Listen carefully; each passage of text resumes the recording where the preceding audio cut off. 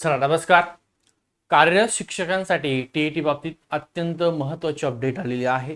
काय अपडेट आहे सविस्तर संपूर्ण माहिती पहा. शेवट पण हा व्हिडिओ बघा. व्हिडिओ आवडला तर नक्की व्हिडिओ लाईक करा, शेअर करा, सबस्क्राईब करायला विसरू नका. टीईटी संदर्भात कार्यरत जे शिक्षक आहेत त्यांसाठी अत्यंत महत्त्वाची अपडेट आहे. काय वन बाय वन आपण डिटेल बघूया.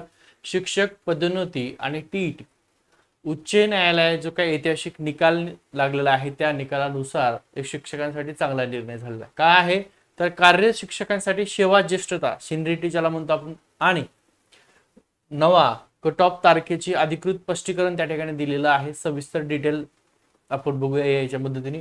जुनी समस्या अनुभवावर अन्याय करणारं 2016चं जे काही परिपत्रक होतं 14 मे 2016च्या शिक्षण संचालकाच्या परिपत्रकानुसार 1 सप्टेंबर 2026 ची कट ऑफ तारीख निश्चित करण्यात आली होती. यामुळे एक गंभीर त्रुटी निर्माण झाली होती. जी काय तुमची कट ऑफ तारीख त्यांनी दिली होती 1 सप्टेंबर 2026. आता न्यायालयाच्या निर्देशानुसार ती चेंज झालेली आहे. बघा टीईटी लवकर पास असेल तुम्हाला इथे बघा कनिष्ठ शिक्षक केवळ टीईटी लवकर पास झाल्यामुळे तो सेवा ज्येष्ठता शिक्षकांच्या पुढे जात होता. रुजू झालेली तारीख त्या ठिकाणी डावलली जात होती ती आता चेंज झालेली आहे. सविस्तर इमेज सह आपण त्या ठिकाणी बघूया. उच्च न्यायालयाचा निकाल कट ऑफची अट कायमची रद्द केलेली आहे. जी तुमची कट ऑफची रद्द होती इथं बघा फुली मारलेली आहे. 1 सप्टेंबर 2026 डेडलाईन आता अस्तित्वात नाही. मग काय अस्तित्वात बघा. उच्च न्यायालयाचा नागपूर खंडपीठाने 14 मे 2016चं जे काय परिपत्रक होतं ते रद्दबादल ठरवलंय आणि पदोन्नतीसाठी टीईटी पास असणे आवश्यक असले तरी बघा पदोन्नतीसाठी टीईटी पास जरी आवश्यक असलं तरीही 1 सप्टेंबर सारखी पूर्व निश्चित जी काय अट होती ती अट लागती येणार नाही. कशा प्रकारे कनिष्ठ शिक्षक वरिष्ठ शिक्षकाच्या पुढे जाणार नाही पदोन्नती संदर्भामध्ये. आता थोडक्यामध्ये तुम्हाला दिलंय हा जुना नियम आहे आणि हा उच्च न्यायालयाचा निकालानुसार नवीन नियम आहे. दोन्ही त्या ठिकाणी आपण व्यवस्थित बघूया. बघा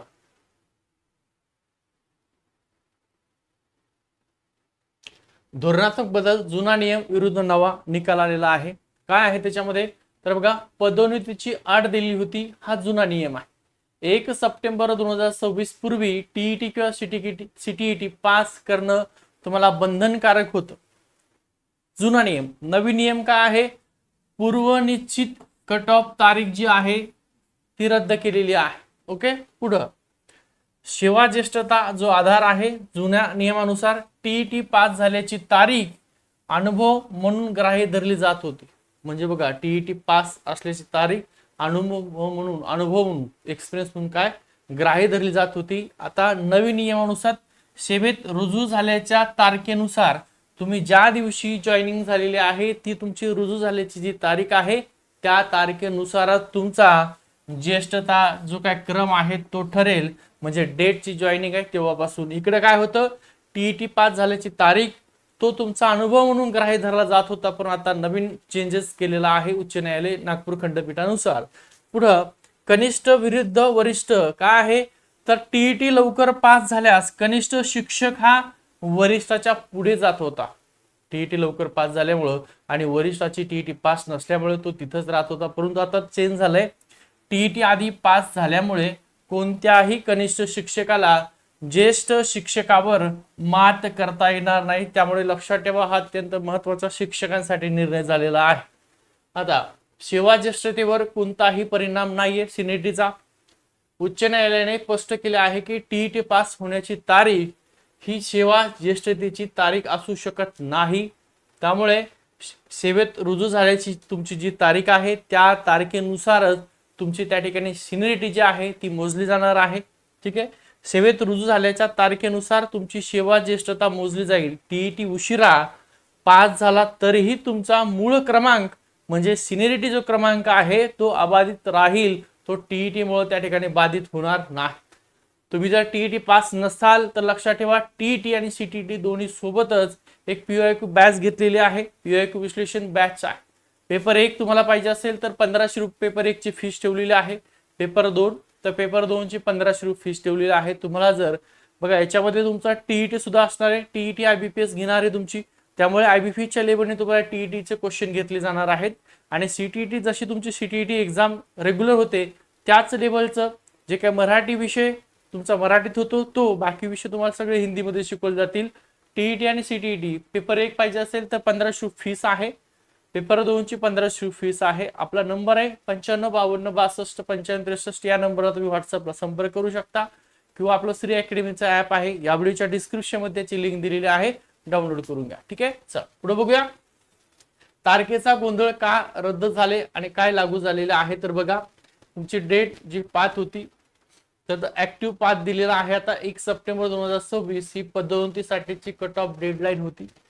आता ही डेडलाईन खाली काय देईल तुम्हाला, 31 ऑगस्ट 2028 टीईटी किंवा त्या ठिकाणी सीटीईटी परीक्षा उत्तीर्ण करण्याची अंतिम मुदत दिलेली आहे. म्हणजे तुम्हाला टीईटी किंवा सीटीईटी उत्तीर्ण करण्याची अंतिम मुदत ही 31 ऑगस्ट 2028 दिलेली आहे. अगोदरचा जो काय 1 सप्टेंबर 2026 ची डेडलाईन होती पदोन्नतीसाठी, ती रद्द केलेली आहे, कॅन्सल केलेली आहे आणि आता अनिवार्य आहे 31 ऑगस्ट 2028 पर्यंत तुम्ही एक तर टीईटी पास करा किंवा सीटीईटी पास करा. ओके, हा. आणि ज्यांना सीटीईटीचा पेपर गेस्ट पेपर पाहिजे असेल तर त्याचा सुद्धा गेस्ट पेपर तुम्हाला येत्या 2 दिवसामध्ये तयार होईल. ठीक आहे, पदोन्नतीची शर्यत संपली आता, पण परीक्षा पास करण्याची जबाबदारी कायम राहिलेली आहे. वयोमर्यादा आणि टीईटी कोणासाठी काय अनिवार्य दिलेलं आहे बघा. इथं जो शिक्षक आहे 53 वर्षाच्या आत आहे त्यांना टीईटी किंवा सीटीईटी पास करणं सर्वांसाठी अनिवार्य आहे. ज्या शिक्षकाचं वय हे 53 वर्षाच्या आतमध्ये, अशा शिक्षकांसाठी तुमचं वय किती आहे. आता 53 वर्षापेक्षा जास्त वय आहे तर तुम्हाला पदोन्नती प्रमोशन पाहिजे का, हवी आहे का. यस असेल तर तुमच्या पदोन्नती हवी असल्यास तुम्हाला टीईटी पास करणं अनिवार्य आहे. नाही असेल तर सक्ती नाहीये तुम्हाला त्या ठिकाणी. थोडक्यात पदोन्नतीचा लाभ घ्यायचा असेल तर वय 53 पेक्षा जास्त असले तरीही टीईटी किंवा सीटीईटी परीक्षा पास होणं बंधनकारक आहे, परंतु तिथं काय सक्ती नाही. पुढे न्यायालयाचे इतर महत्वाचे निर्देश दिलेले आहेत. राज्यासाठी नवीन धोरण, राज्य सरकारला शिक्षकांच्या पदोन्नतीसाठी एक समान आणि नवीन धोरण लवकरात लवकर तयार करण्याचे स्पष्ट आदेश दिलेले आहेत. कुणाला, राज्य सरकारला शिक्षकांच्या पदोन्नतीसाठी एक समान आणि नवीन धोरण लवकरात लवकर तयार करण्याचे निर्देश दिले. स्थानिक स्वराज्य संस्था, ज्या स्थानिक स्वराज्य संस्थांची आधीच पदोन्नती प्रक्रिया पूर्ण केली आहे त्यांच्यावर या निकालाचा पूर्वलक्षी परिणाम होणार नाही, ती प्रक्रिया सुरक्षित राहील. अगोदर जर प्रक्रिया झाली असेल याची तर हा निकाल त्याच्यावर लागू केला जाणार नाही. आता पुढील दिशा, आगामी टीईटी परीक्षेचं स्वरूप. परीक्षा पास होण्यासाठी 31 ऑगस्ट 2028 पर्यंत वेळ आहे, पण आगामी परीक्षेचं स्वरूप लवकरात स्पष्ट होईल. लक्षात ठेवा, तुमची टीईटी असणार आहे तर ती टीईटी तुमची ऑनलाईनच घेतली जाणार आहे. आयबीपीएस घेतली जाणार आहे. कोण घेणार आहे, आयबीपीएस. आणि आयबीपीएस चा जो तुम्हाला अभ्यास करायचा असेल तर सर्वात जास्त तुम्हाला त्या ठिकाणी पीवायक्यू बेस्ड जो आयबीपीएस आहे तो करणं गरजेचं आहे, कारण आयबीपीएस जशाला तसे क्वेश्चन रिपीट करत. त्याच्यामुळे तुम्हाला जर टीईटी पास व्हायचं असेल तर आयबीपीएस ची आपली बॅच आहे TET IBPS batch, PYQ batch सुरू केलेली आहे आणि सोबतच तुम्हाला सीटीईटी बॅच सुद्धा सुरू केलेली आहे. त्यामुळे टीईटी आणि सीटीईटी तुमची बॅच दोन्ही आहे. या दोन्ही बॅचची पेपर 2 ची 1500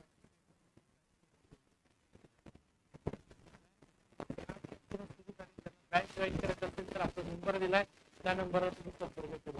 ठीक आहे, त्या नंबर येतोय.